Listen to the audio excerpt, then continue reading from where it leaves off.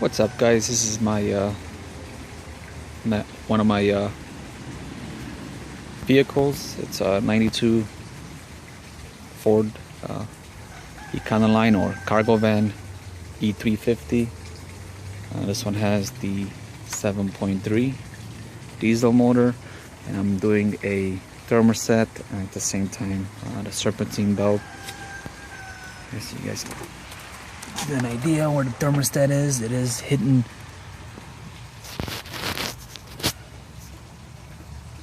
It's right over there. And at the same time, I'm doing the belt. Let me show you guys. It's not on this side, but it's actually broken. Doing that, the belt, and at the same time, decides to do the radiator. Very common. Show you how big these suckers are. Pretty massive. Almost just as big as my rig over there. Here's the common failure of these copper radiators. What happens is copper does corrode pretty quick. Let me show you a little close what it does. Just rubbing my finger on it here, and it's just eating away. And these are the fins that actually cool these passage lines or copper tubings. Antifreeze goes through them, and these are the fins. The air go through them, like here, which is a little bit better. Air goes through and it cools the radiator. But because this one has damage over here, it loses cooling system, or I should say it loses strength to cool the radiator, the antifreeze, and that caused my vehicle to overheat when it's 100 degrees outside.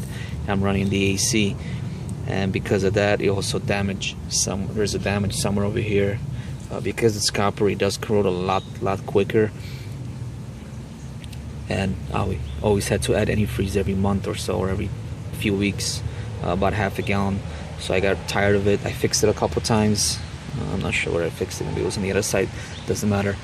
And I went with a upgrade version, which is right here. This is all aluminum, including the brackets. Everything on it is aluminum. I'll show you from here how it looks. What's nice about aluminum is it does not corrode as fast as copper. Your lifespan of this radiator should be approximately 20 years. This was changed already twice, so every 10 years or so you have to replace it. But before you get to the 10-year mark, you can see what it. So you get about 7 years. The other 3 years, you're just gonna keep on adding antifreeze. And on top of that, I'll show you inside how bad it. This thing won't adjust. Well, let's look to the top over here. Just give you guys an idea how bad it corrodes inside.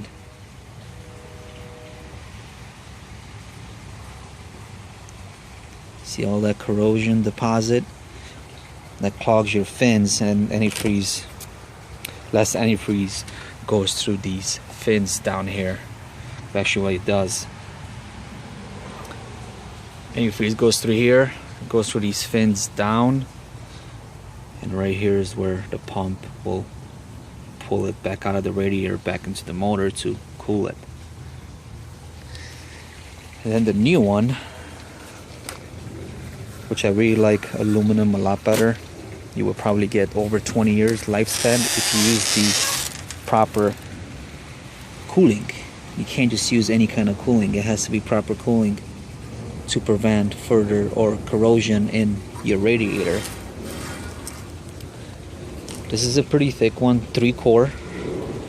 I believe this is a 3-core too, but this is a universal. See how thick this part is right here compared to that one?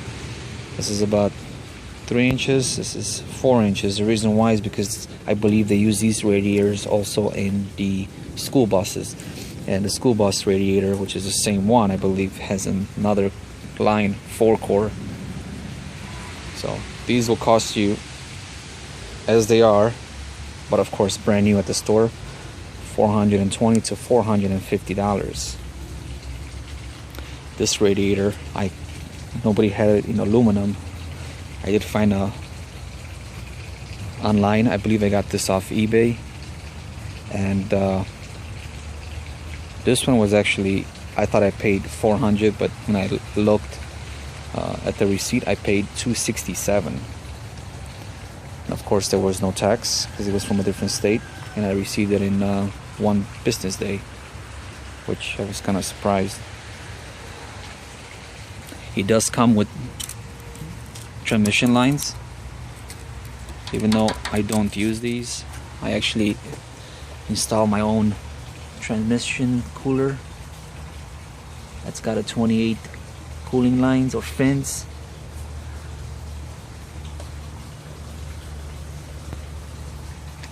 Well, anyways, that's over there to make sure the transmission stays nice and cool. That's the most important thing on a trans. Heat is what kills your clutches and your torque converter. So make sure you have a very good, if you have an E350 diesel and you haul stuff like I do, make sure you have a separate trans cooler that's capable up to 30,000 pounds. So when they ask you what kind of radiator you want, tell them you want 30,000 or 25,000, and that will be plenty of cooling for your trans if you intend to use a trailer behind. I use, well, you can't see it, but the trailer over there that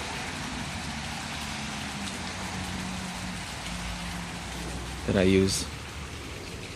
So yeah, other than that, use the proper antifreeze, and yeah, I can't wait to see how this thing runs when it's 100 degrees compared to this old copper radiator.